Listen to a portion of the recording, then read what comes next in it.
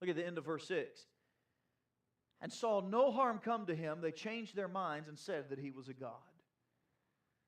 The barbarians recognized the miracle could not have been accomplished by an ordinary person.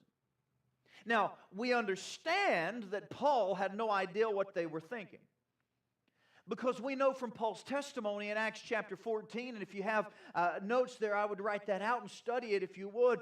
If Paul had known that these people thought that he was a god, he would have addressed it. And we see that in Acts chapter 14, verse 11, when the people saw what Paul had done, they lift up their voices, saying in the speech of Lycaonia, the gods are come down to us in the likeness of men. And they called Barnabas Jupiter and Paul Mercurius, because he was the chief speaker. Then the priest of Jupiter, which was before their city, brought oxen and garlands unto the gates, and would have done sacrifice with the people. Which when the apostles Barnabas and Paul heard of, they rent their clothes and ran in among the people, crying out and saying, Sirs, why do ye these things? We also are men like passions with you, and preach unto you that ye should turn from these vanities unto the living God. We know from Paul's testimony that if he had known, he would not have allowed these people to think that he was a god. Paul recognized and understood that Paul was used by God to bring some understanding to these people, that he was something different. Now, we don't know much in this vein of context about what portrayed or what took place after this fact, but nowhere does it seem to indicate that they tried to worship Paul. Nowhere does it seem to indicate that Paul had opportunity to preach the gospel to them. But we do see, number 3, a material need was supplied. Look at verse 7. In the same quarters were possessions of the chief man of the island, whose name was Publius, who received us and lodged us 3 days courteously.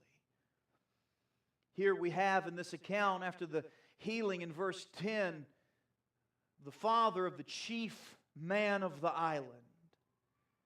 Paul was given opportunity to heal many in verse 9. So when this was done, others also which had diseases in the island came and were healed. And God used this as a pathway for Paul to receive the things that were necessary, since their goods were lost in the storm.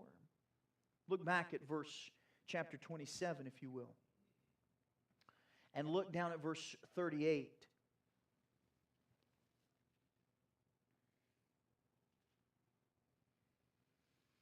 And when they had eaten enough, they lighted the ship and cast the wheat into the sea.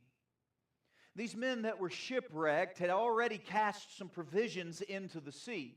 They've come upon this island and they are rescued. Their lives are saved, and they needed the kindness of these barbarian people, these strangers and foreigners to them, in order for them to survive.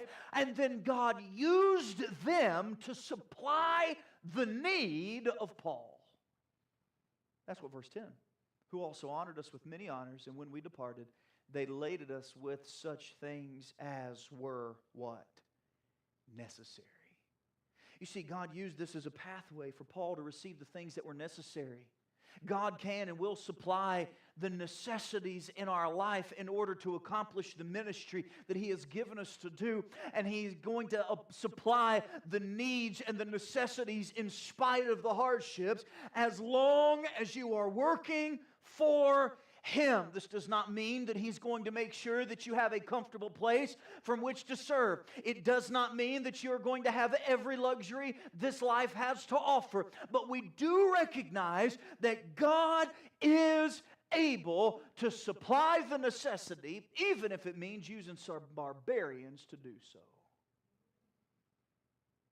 So then the question this morning, do you minister kindness even to those that are foreign to you? Are you a minister of kindness?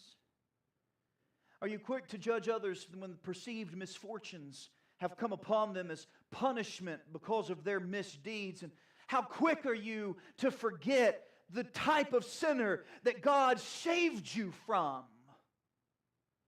Do you allow the work of God to be accomplished so that He is glorified, so that He can work? Every head bowed, every eye closed.